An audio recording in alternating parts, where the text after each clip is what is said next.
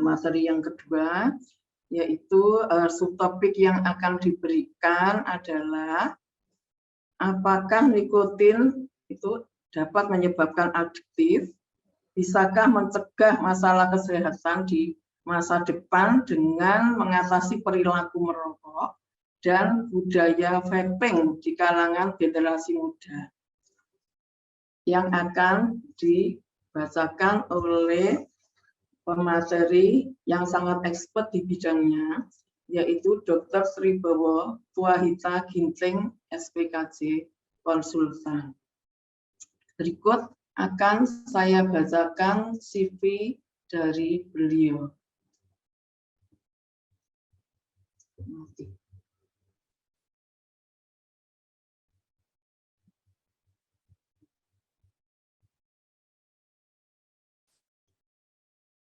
Selamat siang, mohon di-share screen untuk CV dari Dr. Sribowo Tuahita Ginting.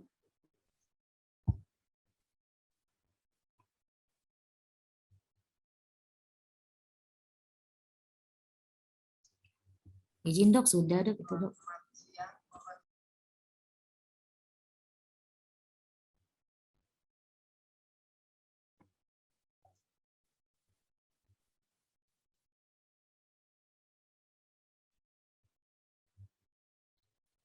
Baik, saya bacakan mengenai CV beliau ya.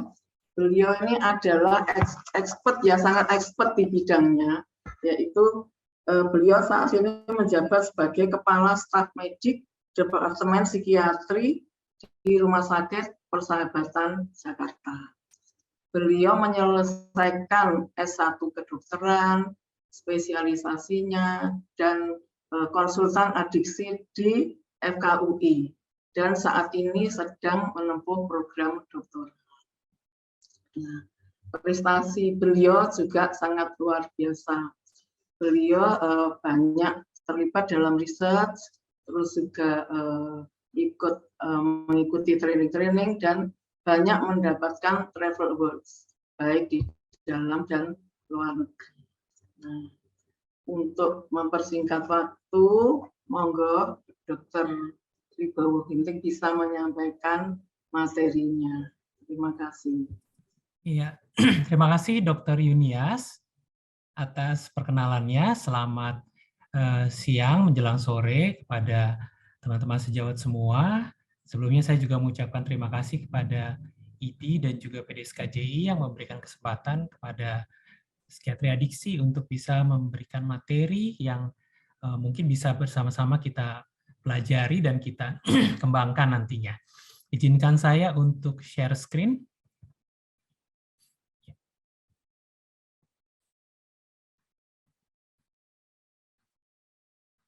Ini sudah terlihat ya. Oke, pada siang sore hari ini saya dimintakan untuk membicarakan tentang topik apakah nikotin itu adiktif dan mencegah masalah perilaku merokok dan vaping pada generasi muda di kedepannya. Ini outlines yang akan saya bicarakan. Kita sebelumnya semua tahu bahwa nikotin itu memang adalah adiktif, ya, adalah zat yang adiktif.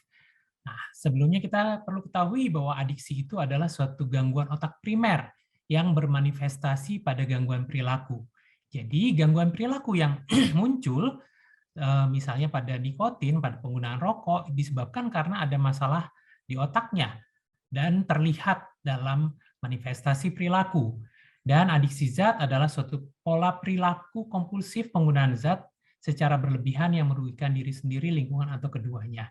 Dan kita lihat bahwa faktor-faktor yang menyebabkan seorang menjadi adiksi, ada faktor biologi, perilaku, psikososial, dan juga faktor sosialnya. Nah, ini yang akan terjadi apabila seseorang sudah mengenal zat dan menggunakan zat. Ada siklus dari adiksi yang akan dimulai dari, bisa saja dari penggunaannya, kemudian pada saat dia menggunakan, muncul rasa bersalah, dan muncul kemudian suatu trigger emosional yang mungkin bisa menyebabkan withdrawal, dan akhirnya memunculkan suatu craving, dan akhirnya seseorang kembali melakukan suatu ritual untuk menggunakan zat, dalam hal ini nikotin atau merokok, dan siklus ini akan terus berputar, tidak terputus. Nah, pada remaja sendiri, kebanyakan mereka menggunakan alkohol, 70%. Sekitar 40% menggunakan rokok dan 20% telah menggunakan obat yang diresepkan untuk tujuan non-medis.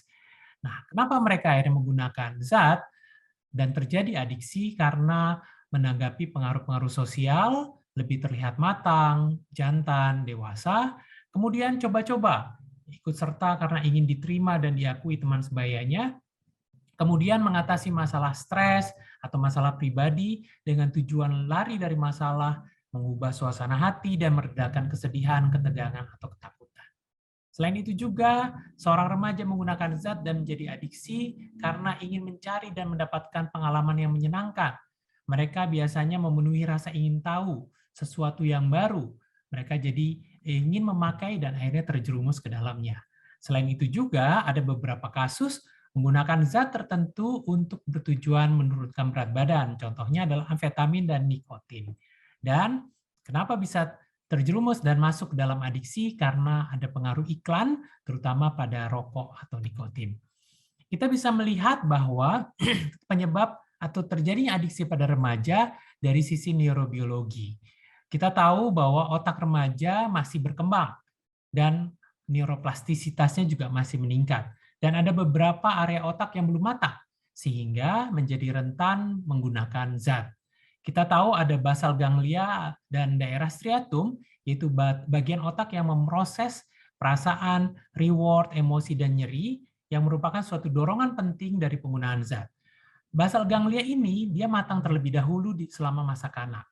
Sedangkan area-area tertentu seperti prefrontal cortex, nucleus accumbens itu masih terus berkembang dan belum matang pada remaja, dan biasanya prefrontal cortex itu akan matang pada pertengahan usia 20 tahunan. Karena basal ganglia atau striatum yang memproses reward, emosi, dan nyeri matang terlebih dahulu, remaja yang mencoba melakukan zat dan muncul perasaan tidak nyaman, withdrawal, akhirnya berusaha untuk mengatasi rasa tidak nyamannya itu dengan menggunakan zat untuk memenuhi keinginan atau perasaan atau rasa nyaman tadi.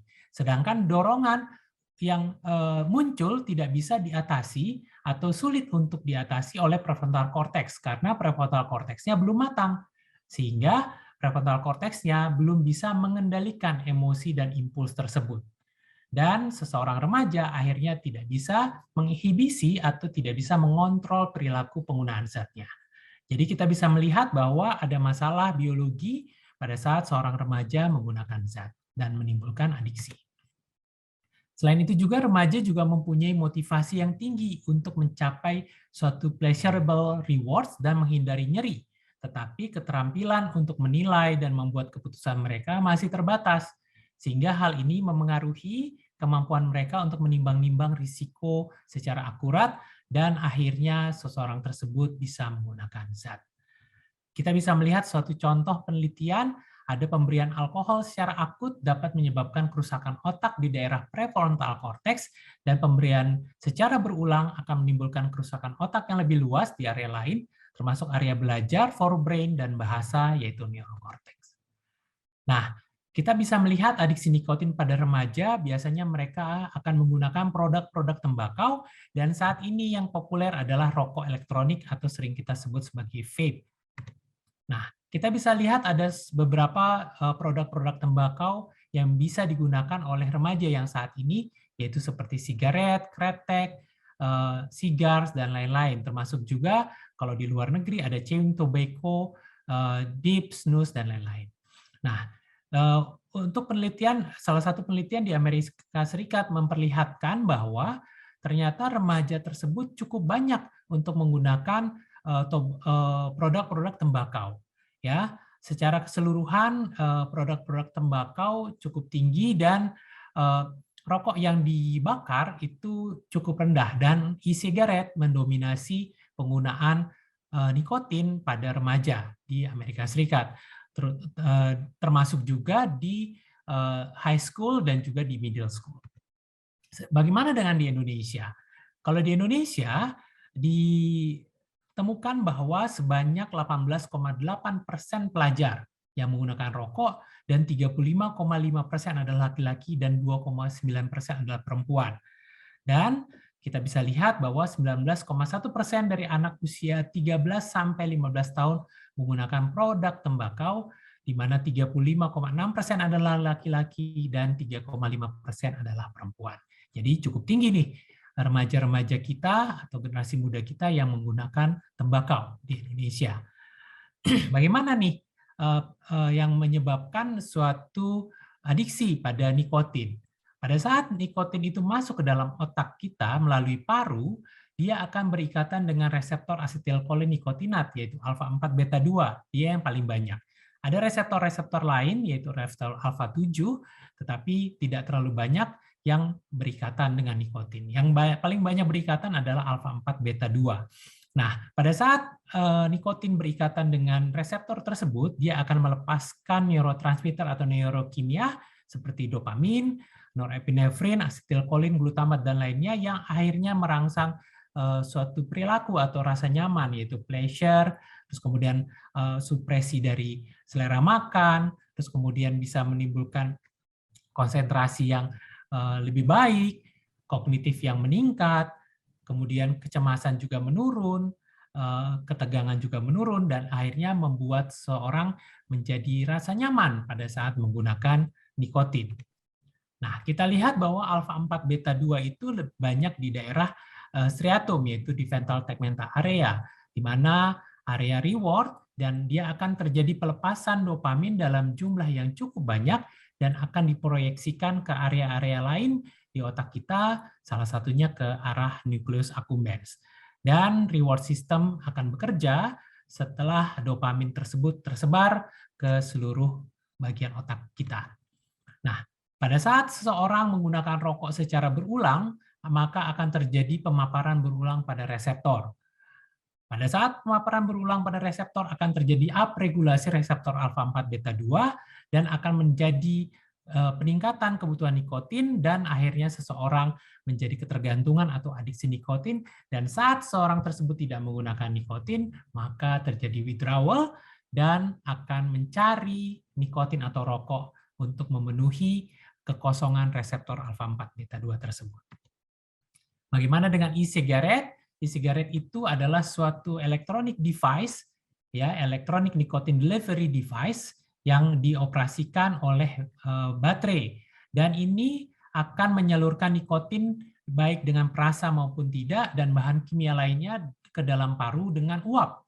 Jadi berbeda dengan konvensional. Kalau konvensional dibakar, kalau ini diuapkan atau dipakai listriknya. Kemudian uapnya akan dihirup dan akan masuk ke dalam otak kita. Tetap berikatan dengan reseptor yang sama, yaitu alfa-4 beta-2. Cairan yang mengandung nikotin ini bisa bercampur dengan berbagai macam perasa, seperti propilen glikol, gliserin, dan rasa-rasa lain, dan uap yang dihasilkan akan mengandung sedikit kadar formaldehid, asetaldehid, isopren, asetik asid, dan lain-lainnya yang juga akhirnya bisa menimbulkan masalah pada kesehatan. Ini kita bisa lihat ada beberapa jenis-jenis produk e-sigaret, ada bentuknya mirip dengan rokoknya sendiri, tetapi juga ada beberapa yang lebih besar yang bisa di recharge, ada juga yang bentuknya seperti pulpen, tapi ada juga yang mempunyai tangki yang cukup besar untuk menampung cairan-cairan nikotin dan dimasukkan ke dalam alat tersebut. Nah, ini untuk penggunaan e-sigaret menurut CDC, kita lihat bahwa e-sigaret cukup mendominasi, yaitu sekitar 27,5% pada anak-anak sekolah atau remaja-remaja high school, ya, lebih tinggi dibandingkan dengan menggunakan produk-produk tembakau lainnya, termasuk tembakau atau rokok yang konvensional. Dan banyak juga yang akhirnya mengkombinasi e-sigaret dengan rokok-rokok lainnya. Contohnya kita bisa melihat bahwa ada sekitar 17-18% yang mengkombinasi e-sigaret dengan sigar dan juga dengan sigaret atau rokok yang konvensional, dan juga ada yang memakai dengan smokeless tobacco. Dan ini kebanyakan juga pada remaja. Nah, bagaimana seorang dengan menggunakan rokok konvensional berubah menjadi vape? Nah, karena alasan kesehatan remaja. Banyak remaja yang akhirnya berpikir untuk kesehatan juga. Kalau dia memakai rokok yang dibakar, itu banyak produk-produk yang berbahaya. Salah satunya tar yang akan masuk ke dalam tubuh. Sehingga mereka berpikir bahwa, saatnya saya berganti nih ke vape untuk membantu meningkatkan kesehatan, tetapi tetap mendapatkan rasa nyaman pada saat dia merokok. Nah, hal ini tetap menyebabkan masalah karena remaja merupakan periode kritis dari perkembangan otak. Ya, selain itu juga penggunaan yang early onset akan meningkatkan risiko kesehatan selama remaja karena kita tahu bahwa nikotin yang ada pun bisa menyebabkan masalah metabolik di dalam tubuh seseorang. Selain itu juga ada gangguan atau perubahan sirkuit otak terkait mekanisme belajar, memori, dan juga mood. Rokok disebutkan sebagai gateway effect, yaitu ada hubungan antara merokok dengan penggunaan zat di kemudian hari. Dan paling banyak akan lanjut ke marijuana dan juga alkohol. Sehingga seseorang yang menggunakan rokok di masa remaja, dia akan menggunakan tembakau yang akan semakin tinggi, sehingga risiko tinggi ketergantungan nikotin juga akan semakin besar dan akan berlanjut hingga dewasa dan bisa berpindah ke penggunaan zat lain seperti marijuana dan juga alkohol. Nah, remaja juga banyak menggunakan vape atau vaping dengan berbagai macam alasan. Kita tahu bahwa vape sendiri ada 15.000 rasa dengan rasa yang sangat bervariasi. Dan sekitar 50-70% suka nikotin yang ada rasanya. Dan saat ini vape juga aksesnya mudah, harganya juga ada yang murah, dan banyak yang mempromosikan vape sebagai harm reduction yang dikatakan untuk mengatasi risiko yang muncul akibat rokok konvensional seperti kanker. Alasan lain adalah remaja penasaran dengan produk vape. Dia lihat temannya pakai, gaya, uapnya banyak. Nah, itu akhirnya menimbulkan rasa penasaran pada remaja dan anggapan bahwa vape ini bisa mengurangi atau bahkan menghentikan kebiasaan rokok konvensional dan sedikit menimbulkan ketergantungan dibandingkan rokok konvensional. Selain itu juga mereka berpikir bahwa trendy saat memakai vape dan ada penerimaan sosial dan budaya di mana mereka saling berbagi informasi dan pergaulan dengan vape. Kita lihat ada vape store, terus kemudian ada kafe-kafe yang menggunakan atau yang menampung atau berkumpulnya orang-orang yang menggunakan vape, dan juga beberapa orang tua masih bisa menerima remaja menggunakan vape. Dan orang tua dan guru ada juga yang menggunakan vape sehingga menjadi contoh pada remaja. Selain itu juga tidak ada pelarangan sosial karena uapnya tidak mengganggu orang lain, tidak bau tembakau atau tidak bau bakaran. Dan promosi vape yang menarik pada remaja melalui medsos, remaja bisa bergabung dengan klub vape, member secara digital, visi misi komunitas vape yang menyelenggarakan event-event yang menarik, dan vape masih dapat terjangkau untuk dibeli, dan adanya tetap reward perilaku atau rasa nyaman setelah menggunakan vape atau e-cigarette. Nah, kita bisa lihat bahwa ternyata tetap ada faktor individu dan juga faktor lingkungan sosial dan juga faktor vape sendiri yang akhirnya menyebabkan seseorang remaja menggunakan vape. Nah, kita bisa lihat ternyata kandungan-kandungan pada e-cigarette atau vape itu tetap menimbulkan masalah kesehatan. Salah satunya adalah vegetable glycerin yang akhirnya bisa menimbulkan iritasi pernafasan, propilen glikol yang menyebabkan iritasi dan juga efek pada susunan saraf pusat, perilaku, dan lain-lain, dan juga partikel metalik yang memberikan efek toksik pada organ vital dan perasa yang bisa menyebabkan inflamasi dan sitotoksik. Jadi tetap ada risiko yang berbahaya pada saat seorang menggunakan vape. Propilen glikol pada suatu penelitian bila dipanaskan akan berubah menjadi propylene oxide yang merupakan agen penyebab kanker golongan 2B. Jadi tetap ada efek karsinogenik yang bisa muncul pada saat seseorang menggunakan vape. Selain itu juga bisa menimbulkan konstriksi saluran nafas perifer dan masalah lain, ledakan dan kebakaran pada saat menggunakan vape, dan iritasi tenggorokan, mulut, batuk, mual, dan muntah. Selain itu juga, vape akan meningkatkan nitrit oxide yang akan menyebabkan inflamasi saluran pernafasan. Dan aerosol vape belum terbukti aman. Ya, ada yang menemukan adanya kandungan timbal pada vape, pada aerosol vape yang akhirnya dikaitkan dengan kanker, dan juga rokok elektrik di sini belum disetujui oleh FDA sebagai perangkat berhenti merokok. Walaupun DCDC menganggap bahwa rokok elektrik dapat menjadi pilihan, tetapi pada perokok dewasa, jika mereka sepenuhnya menggantikan rokok konvensional. Ingat, harus sepenuhnya mengganti rokok konvensional. Ya, karena tujuan CDC adalah sebenarnya harm reduction, walaupun sebenarnya ada beberapa pilihan untuk harm reduction yang bisa dipakai untuk menghentikan seseorang yang menggunakan rokok. Nah, kita bisa lihat bahwa nikotin pada vape tetap menjadi kandungan terbesar dan akhirnya bisa menyebabkan ketergantungan, bisa menimbulkan putus zat, dan juga bisa menimbulkan masalah fokus, memori, yang bisa mengakibatkan masalah ini berlangsung lama, dan terjadi peningkatan koneksi atau hubungan antar sel di regiokorteks cerebral yang akan mengganggu kemampuan kognitif dari seseorang. Dan hal ini yang tidak disadari oleh remaja kita. Dan mereka hanya menganggap bahwa vaping tidak menyebabkan masalah kesehatan utama. Tetapi mereka tidak tahu bahwa sebenarnya fungsi kognitif dan konsentrasi bisa juga terjadi pada saat seorang menggunakan vape. Nah, kita bisa lihat ini beberapa pemeriksaan untuk membantu remaja-remaja kita untuk mengetahui kemampuan atau ketergantungan mereka mengenai tentang rokok. Salah satunya kuesioner Fagerstorm, dan juga ada untuk e-cigarette, ada e-cigarette addiction severity index, dan juga Penn State electronic cigarette dependent index. Nah, bagaimana mencegah perilaku merokok dan vaping pada generasi muda? Ya, seperti biasa, yaitu prevensi, promosi, kuratif, dan juga rehabilitatif. Preventif dan promotif yang dilakukan biasanya kita juga melibatkan sekolah dan juga keluarga. Ada upaya berhenti merokok yang dikembangkan di sekolah dan di keluarga. Di Kementerian Kesehatan sudah membuat suatu modul untuk UBM di sekolah dan keluarga yang akhirnya bisa membantu seorang untuk bisa berhenti merokok, khususnya pada remaja. Kita juga bisa membawa penyuluhan tentang vape dan juga rokok untuk memperbaiki perilaku agar mampu terhindar dari penggunaan rokok dan vape. Selain itu juga dilakukan pemberian informasi yang bertujuan meningkatkan pengetahuan tentang rokok, vape, dan efeknya pada kesehatan dan perilaku, dan juga kita bisa memberikan informasi mengenai iklan rokok yang kurang pas atau kurang tepat, ya, sehingga remaja pun bisa menyadari hal tersebut.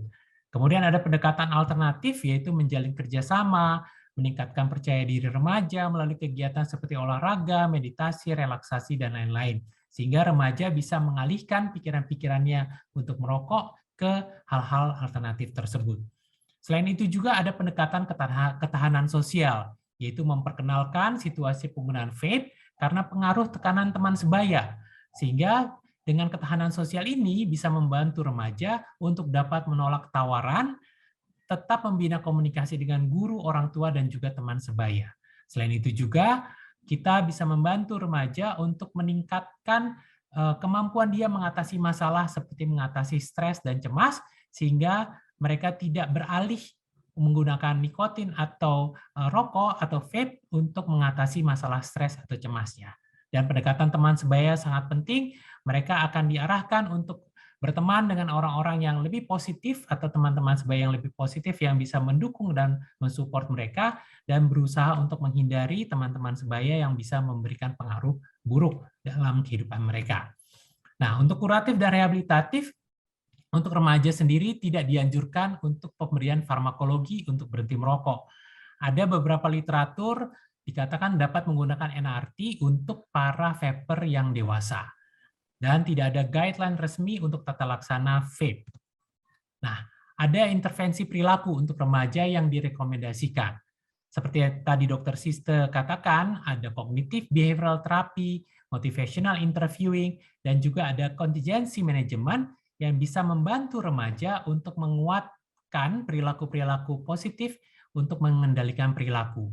Bisa berupa reward bila dapat berhenti, dan dikatakan bahwa contingency management ini cukup dapat diterima dan efektif. Tapi selain itu, cognitive behavioral therapy dianggap lebih baik dibandingkan teknik lainnya, tetapi tetap disarankan untuk dikombinasi dengan teknik lain, salah satunya adalah dikombinasi dengan motivational interviewing.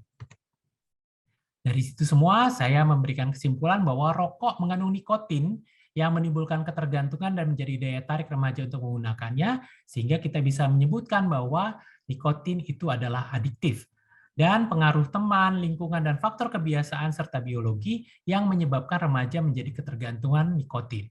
Angka pemakaian rokok makin meningkat di kalangan remaja, tetapi remaja mulai teralih ke rokok elektronik karena promosi yang menarik, rasa beragam, promosi harm reduction, akses yang mudah, serta penerimaan budaya dan sosial. Selain itu juga, pemikiran mereka untuk perubahan kesehatan menjadi alasan remaja beralih ke vape. Diperlukan tetap upaya prevensi, promosi, kuratif bagi remaja dengan masalah vape dan juga rokok, dan pendekatan secara menyeluruh disesuaikan dengan kebutuhan dan usia remaja. Apakah rokok atau vape itu menjadi alternatif? Tidak, karena jawabannya adalah rokok dan vape tetap menjadi masalah kesehatan remaja yang bisa menimbulkan masalah fisik, kognitif, dan perilaku, dan tidak disetujui untuk alternatif berhenti merokok. Jadi, rokok atau nikotin itu adalah adiktif, dan kita bertanggung jawab juga untuk membantu remaja-remaja kita, generasi ke depan kita, untuk bisa lepas dari rokok dengan upaya-upaya kesehatan, prevensi, promosi, dan kuratif. Demikian presentasi dari saya. Terima kasih, saya kembalikan ke Dr. Yunias.